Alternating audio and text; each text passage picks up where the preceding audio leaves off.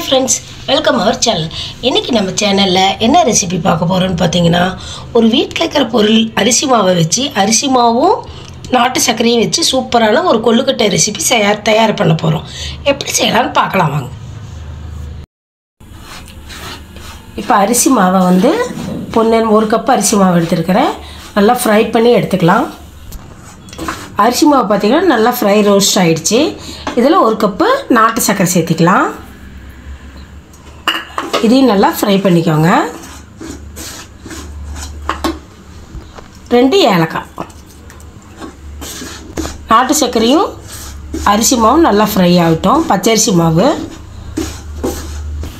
இப்போ இந்த ஸ்டேஜில் நாம் எடுத்துடலாம்.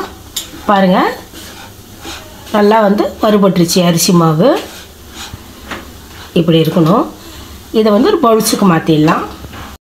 இப்போ வந்து கொஞ்சம் ஹீட் வந்து இருக்குது, கொஞ்சம் நல்லா ஆறிடுச்சு, கொஞ்சம் சூடு இருக்கதை செய்யுது. லைட்டாக நம்ம வந்து தண்ணி தெளிச்சிக்கலாம். இது கூட வந்து ஒரு கப்பு வந்து தேங்காய் துருவல் சேர்த்திக்கோங்க.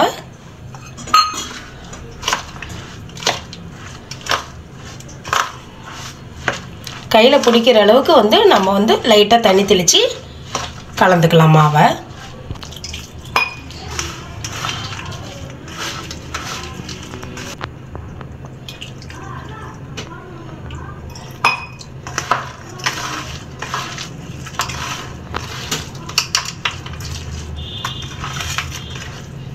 இந்த அளவுக்கு செஞ்சுக்கலாம். இப்போ இட்லி பானையில் தண்ணி ஊற்றி இந்த மாதிரி வச்சுக்கலாம். இதை வந்து சின்ன சின்ன பால்ஸாக நீங்கள் உருண்டை பிடிச்சி அதில் வேக வச்சு நம்ம எடுக்க போகிறோம். இந்த மாதிரி செஞ்சுக்கோங்க.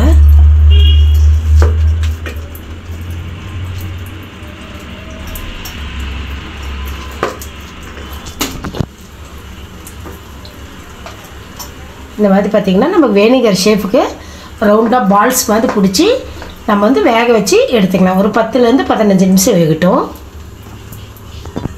இப்போ எல்லா மாவும் உருண்டை பிடிச்சி வச்சுட்டேன் பால் சைஸுக்கு. இதை வந்து மூடி வச்சிடலாம். ஒரு 15 நிமிஷம் நல்லா வந்து வேகட்டும். வெந்த வாட்டி காமிக்கிறேன்.